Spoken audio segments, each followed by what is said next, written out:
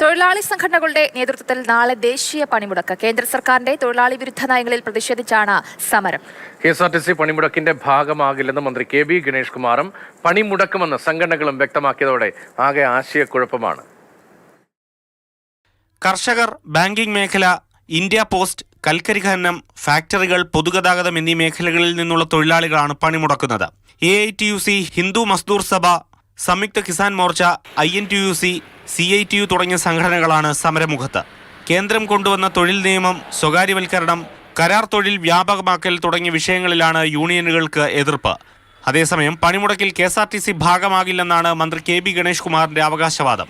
Service നടത്തൂല, പണിമുടക്കിൽ നമുക്കൊരു നോട്ടീസും തന്നിട്ടില്ല.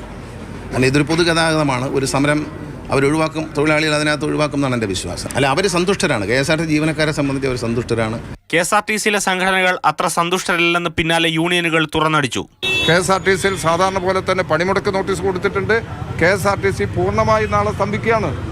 KSRTC നാളെ തെരുവിലിറങ്ങുന്ന പ്രശ്നമില്ല. BMS ഒഴികെയുള്ള എല്ലാ സംഘടനകളും പണിമുടക്കിൽ സഹകരിക്കുന്നുണ്ട്. മുൻകൂട്ടി പണിമുടക്ക് നോട്ടീസ് നൽകിയിട്ടില്ലെന്ന മന്ത്രിയുടെ വാദം തെറ്റാണെന്ന് കേരള സ്റ്റേറ്റ് ട്രാൻസ്പോർട്ട് എംപ്ലോയീസ് യൂണിയനും വ്യക്തമാക്കി. TDF മന്ത്രിക്കെതിരെ രൂക്ഷ വിമർശനവുമായി രംഗത്തെത്തി. 12 മണിക്കൂർ സിംഗിൾ ഡ്യൂട്ടി, പുറം കരാർ നിയമനം, ജോലി സ്ഥിരതയില്ല, അത്തരത്തിലുള്ള എല്ലാ കാര്യങ്ങളും KSRTCയിൽ നടപ്പിലാക്കി കഴിഞ്ഞു. തൊഴിലാളി മേഖലയെ ബാധിക്കുന്ന ഈ ഒരു സമരത്തിൽ നിന്നും ഞങ്ങൾ ഒരിക്കലും മാറി നിൽക്കുന്നില്ല. അത് ട്രേഡ് യൂണിയന് നിരക്കുന്ന ഒരു കാര്യമല്ല. കേരളത്തിൽ CITU, INTUC സംഘടനകൾ പ്രത്യേകമായിട്ടാണ് പണിമുടക്കുന്നത്.